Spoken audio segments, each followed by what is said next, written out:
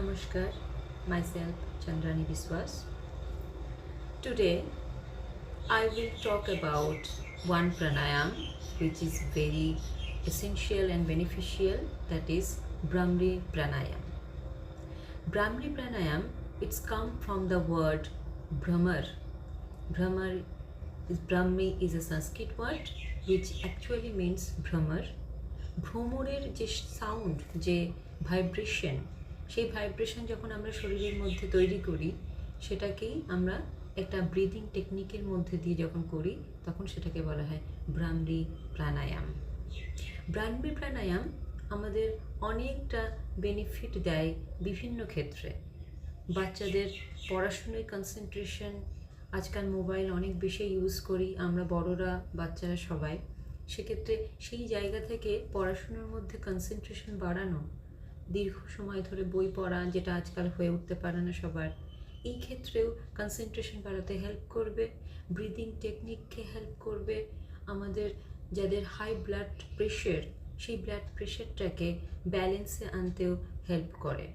এছাড়া বিভিন্ন রকমের হেল্পিং বেনিফিটস এর আছে। আমি আমার ডেসক্রিপশন বক্সে কিছুটা লিখে আপনাদেরকে জানাবো কী কী বেনিফিট আছে। তো চলুন যাই আমরা ব্রাহ্মী প্রাণায়াম প্র্যাকটিসে, কিভাবে এই প্রাণায়ামটি করা যেতে পারে, তো সেটারই আমি প্রসেস আজকে আপনাদেরকে দেখাবো। ব্রাহ্মী প্রাণায়ামের ক্ষেত্রে আমাদের দুই থামকে হালকা হাতে প্রেস করতে হবে দুটো কানের এয়ারে, এবং বাকি যে ফিঙ্গার্সগুলো রয়েছে তার মধ্যে খুব জেন্টালি দুটি ফিঙ্গার দিয়ে, দুই হাতে দুই ফিঙ্গার দিয়ে আমরা চোখ বন্ধ করব, এবং এক্সট্রা যে ফিঙ্গারগুলো রয়েছে আমরা ফোর হেডের মাঝখানে হালকা জেন্টাল ওয়েতে প্রেস করব। Make sure that your back should be straight, your shoulder should be straight, your head should be straight. এইভাবে প্রেস করার পরে চোখ বন্ধ, কান বন্ধ এবং ফোরহেডের উপরে আঙুল রেখে আমরা লম্বা শ্বাস ভরব, এবং ধীরে ধীরে যখন তা বার করব তখন আমাদের মধ্যে একটা বি সাউন্ড অনুভব করব, জেসে বি। মুখ বন্ধ করে, ঠোঁট দুটোকে বন্ধ করে আমরা কিন্তু এই সাউন্ডটি তৈরি করব। এই সাউন্ডটি আমাদের এই বি সাউন্ড ইয়া বি ভাইব্রেশন আমাদের নিজেদের সাউন্ড নিজেদের ইনার কোরের মধ্যে পৌঁছবে, যা আমাদেরকে পরবর্তীতে হেল্প করবে। চলুন শিখি ব্রাহ্মী প্রাণায়াম। শ্বাস ভরে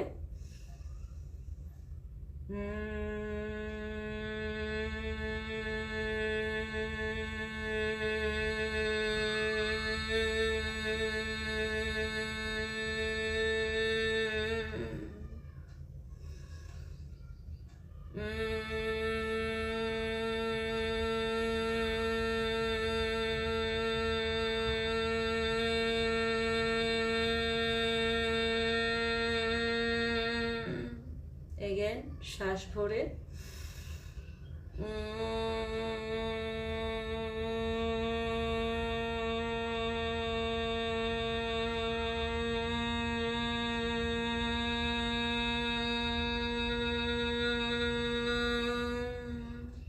again inhale,